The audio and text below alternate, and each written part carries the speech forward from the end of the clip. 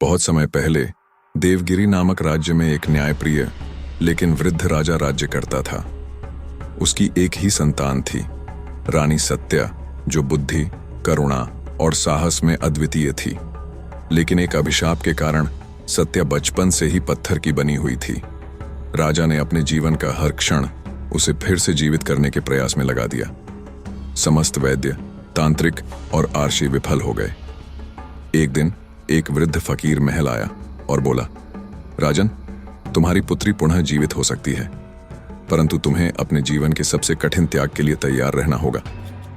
राजा ने तुरंत सहमति दी।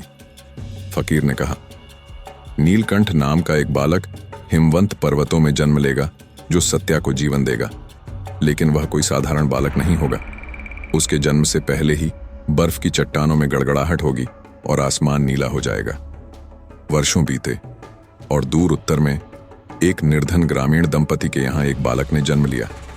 जन्मते ही उसके गले में नीले रंग का चमकता निशान था।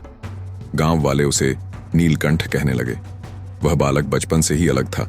जानवरों से बातें करता, हवा से संगीत निकालता और अंधे को दृष्टि, प्यासे को पानी दे देता। एक दिन बालक को सपना आया, एक पत्थर बनी रानी उसकी प्रतीक्षा कर रही है।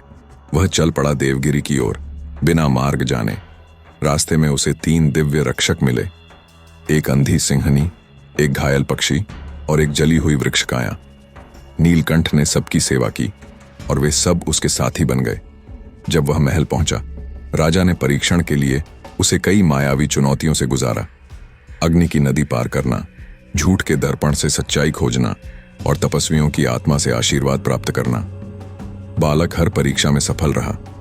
आखिरकार वह सत्या की मूर्ति के पास पहुंचा।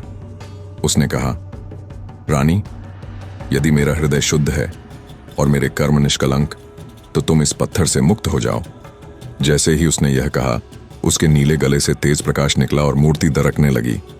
रानी की आंखें खुलीं, वह जीवित हो गई। पूरा राज्य उल्लास में भर गया। राजा ने अपने राज्य का उत्तराधिकारी नीलकंठ को घोषित किया, लेकिन बालक ने कहा, मैं केवल एक सेवक हूं, मुझे राज्य नहीं, सेवा चाहिए। रानी सत्या ने उसकी विनम्रता देखकर उसे वर मांगने को कहा। नीलकंठ बोला, मैं चाहता हूं कि यह राज्य कभी अन्याय और लोभ से दूषित न हो। राजा ने उसकी बात को आजीवन राज्य की नीति बना लिया। नीलकंठ हिमालय लौट गया। पर आज भी कहते हैं, जब भी कोई राजा न्याय से डगमगाता है, देवगिरी की हवाओं में नीलकंठ की फुसफुसाहट सुनाई देती है।